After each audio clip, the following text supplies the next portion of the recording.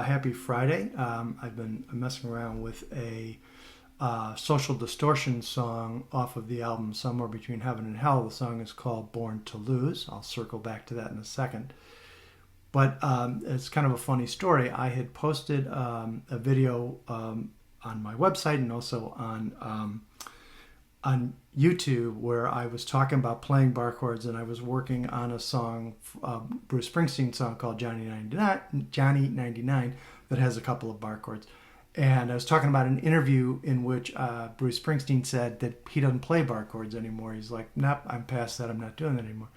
So I got a lot of great comments in the YouTube channel, on my YouTube channel, where people were saying things like, don't worry about it, just play how you want to play.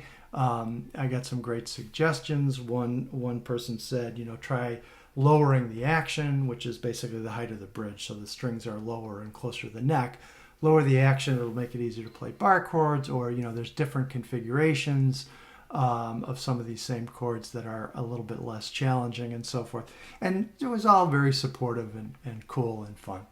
But right after I posted the video and saw those comments, I'm scrolling through Instagram, and what do I see but a video of Bruce Springsteen playing with Social Distortion, another one of my favorite bands, playing the song from that same album, Somewhere Between Heaven and Hell, but they're playing the song Bad Luck, another great song off that record. And so I thought, oh, this is cool. But the point I skipped over just there was everybody was playing with a capo on their guitar. Bruce had a capo on it.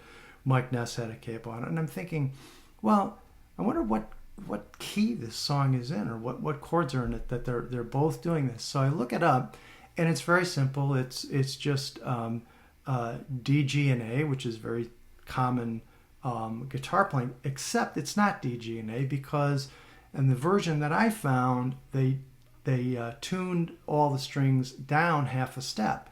So instead of standard tuning, which is E, A, D, G, B, E, it's E flat, A flat, D flat, G flat, B flat, E flat. So I'm thinking to myself, now wait a second. You lower the pitch of the strings, and then all these guys are playing with capos on. What chords are they playing? How does that make... So I'm like, no, that's too much of a math problem. I'm not going to try to figure that out. And I didn't bother. But what I did do, though, is I went and looked up one of my all-time favorite songs from that album. As I said, it's called Born to Lose. It's the song... listening to that song, I discovered a fun fact, which is that Mike Ness and I are the same age, which is pretty cool. And the opening line is, brought into this world in 1962. I didn't have much choice, you see. So I started playing around with that. However, that song is D sharp, G sharp, and A sharp. And, some of those chords are relatively easy to play, but you got to have like extra fingers when you're playing some of them. And again, you're spanning quite a few frets when you're doing it. So I thought to myself, since each fret is half a step, if I put the capo on the first fret, I'm just shifting everything up a half a step. So A is A sharp, D is D sharp. The only slight trick to that is you have to play G sharp as you would normally do it, where you bar the fourth fret and you play essentially just the shape of an E relative to that. But that doesn't matter even if you have the capo on, because you're barring all of the strings 2 frets up anyway, or 3 frets up rather. So you can play it that way. So I cheated. I just played it as D sharp, cheating with the capo, G sharp, and A sharp. That was a lot of fun.